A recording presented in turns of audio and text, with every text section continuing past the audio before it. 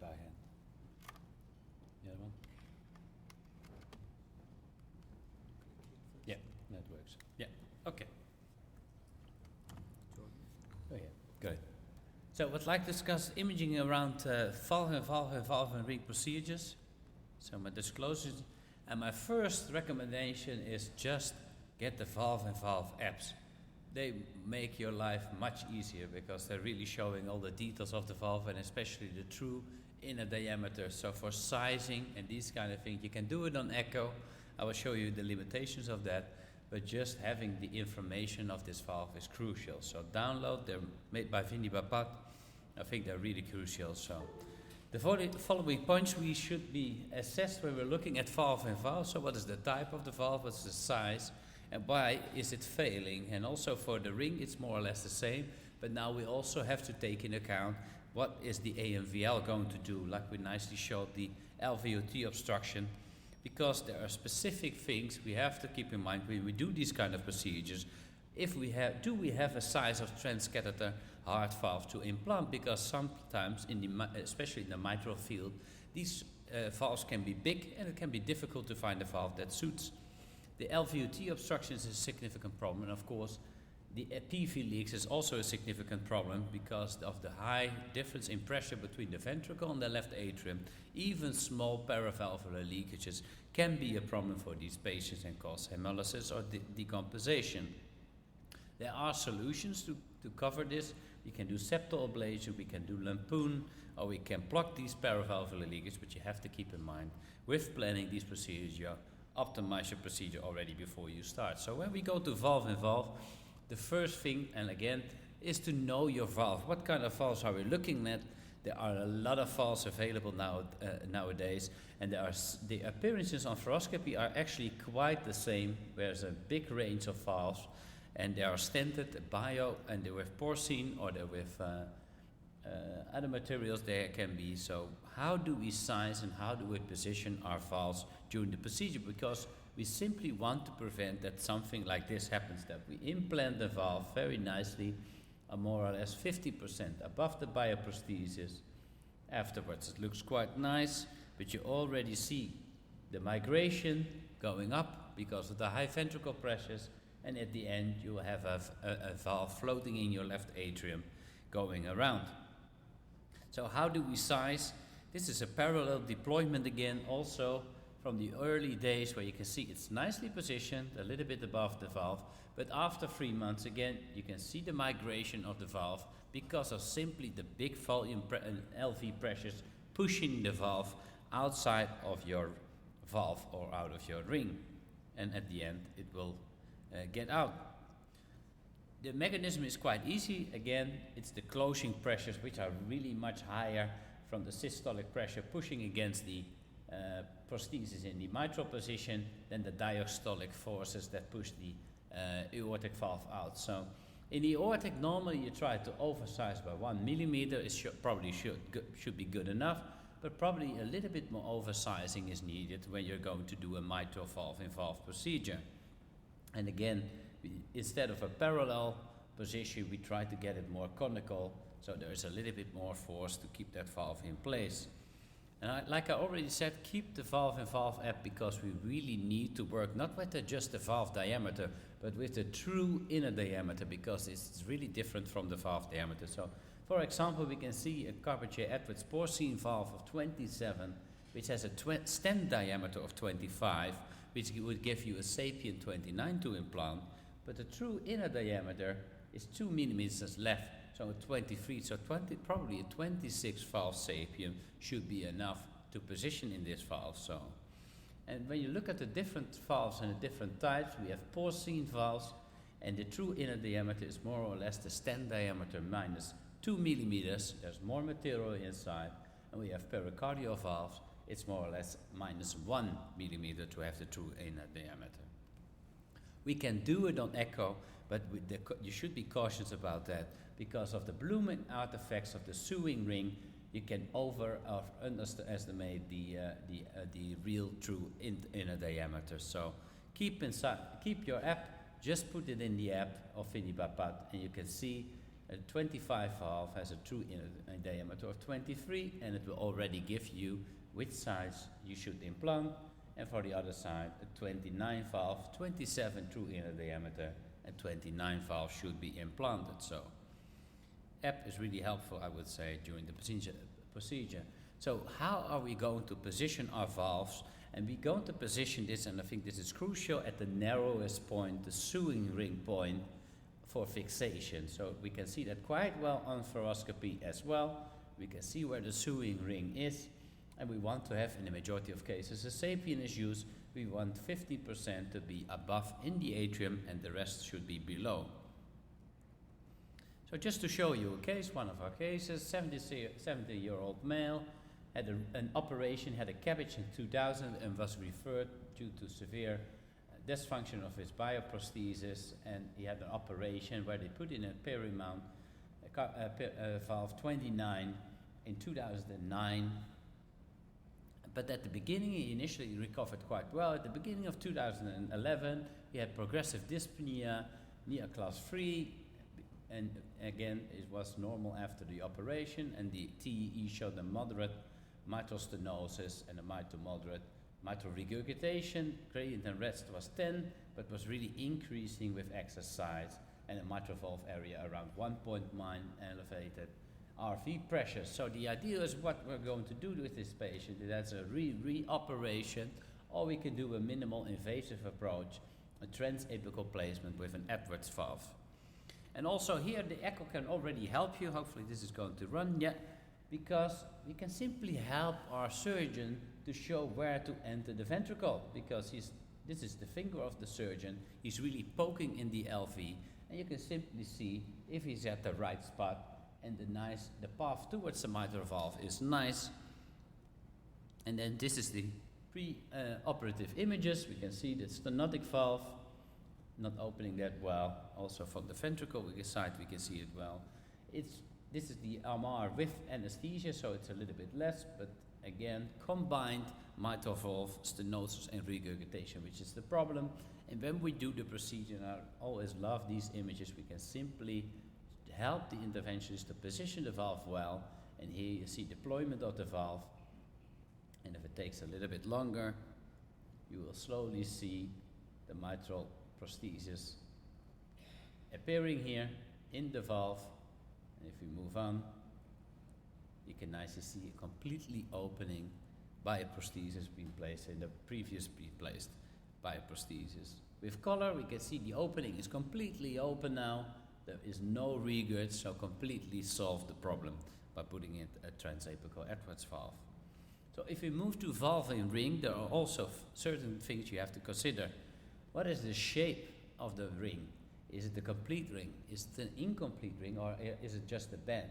And also, what is the rigidity of the valve? Is it rigid, semi-rigid, or is it flexible? And how well it can be visualized with fluoroscopy. Is it well or even none to be seen with the procedure? And again, also here, we have a lot of companies, a lot of rings being available, so know your rings, or at least look them up in the Valve and Valve app. Sizes can really differ, so 4 properties are really crucial when we're going to do the procedure.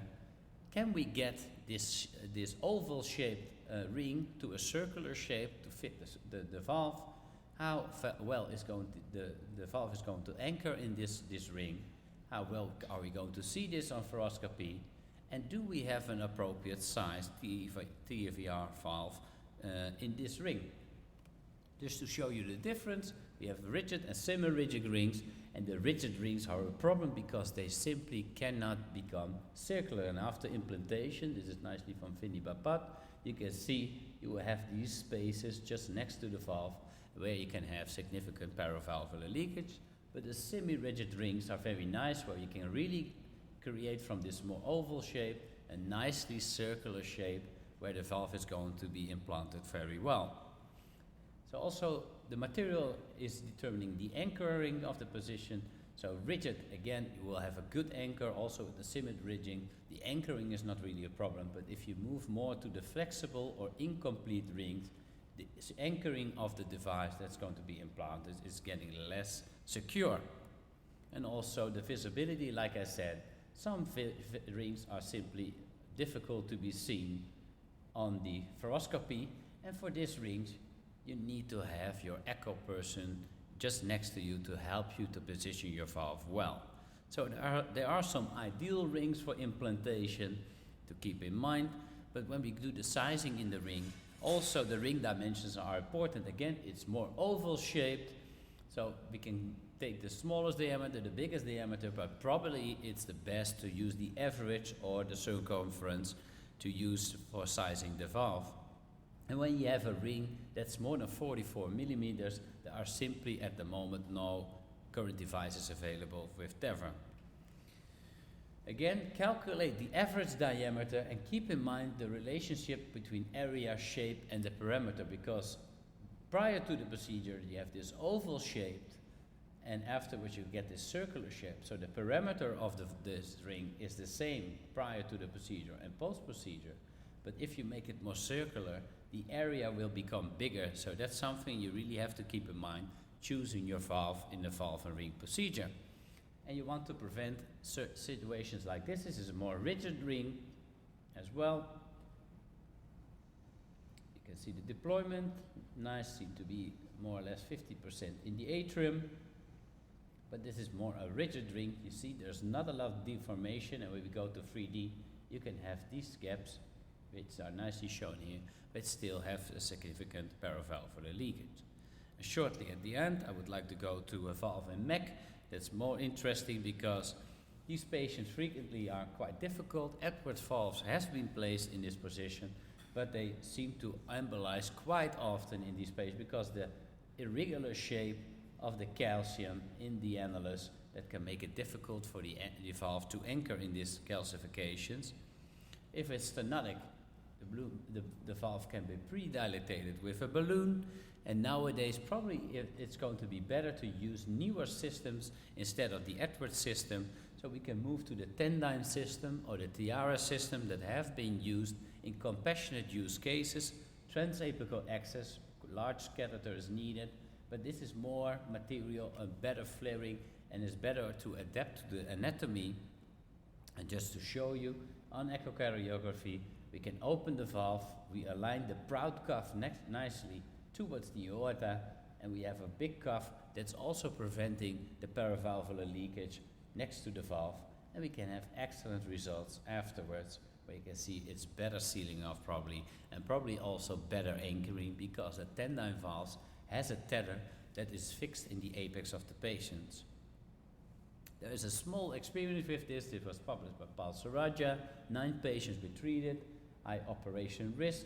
What he saw is that there were no 30-day death, no MR after the procedure. That's a nice thing with Tendyne or Tiara. Frequently you have no regurgitation afterwards. There was 1 late death, and after more than 1 year, 6 people were still alive in a NIA class 1 and 2.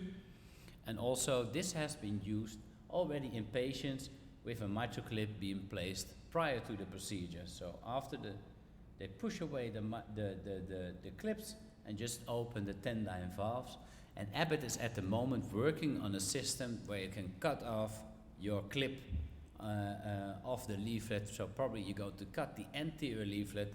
The clip is going to be falling towards the posterior leaflet, creating space to put in your Tendyne valve afterwards. So here you can see the clips after the placement, and very nice the Tendyne valve with a good result, but still some mobile clip here in the LVOT. And as an echocardiographer, we really should also look for complications, and the complication was already shown in the previous presentation as well. Hopefully it starts working now. But one of the complications is, indeed, if we have a narrow LVOT, we can push our anterior leaflet completely in the LVOT, and we can create a significant stenosis, fixed stenosis in the LVOT, and of course we didn't solve the problem. The bigger is the issues with the LVOT obstruction when you have a deeper placement in the LV, when you have more flaring of the prosthesis, the angulation, which was already discussed before, and when you have patients with a significant septal bulge, these can have a higher chance of getting a septal an LVOT obstruction. So one of the solutions was already discussed as well. We can do a septal ablation So this is a patient when they planned the procedure. You can see if we put in the valve, there would be no LVOT left, so they did an LVOT. Septum ablation, you can see it created more space.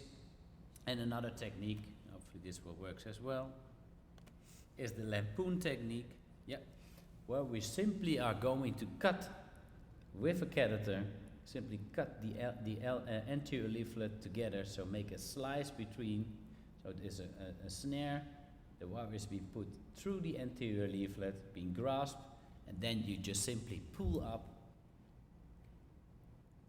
tearing the anterior leaflet and making sure that the alveolus, the prosthesis can fit better, the leaflets go better to the side, and we have less LVOT obstruction. It's nicely shown here. So you see the laceration of the anterior leaflet, and after placement of the valve, you can see this is the normal situation, completely having the prosthesis surrounded by the anterior leaflet, and now you have created more space to have flow for the patients and have less LVOT obstruction. So to conclude, know your valves and know your rings, and really use the app, the Valve and Valve and Valve and Ring app by ViV. Sizing should be done on the true inner diameter, and echo for this is less suitable, so just look in the table. And an echo is important for the peri-procedural guidance and early detection of complications. Thank you very much.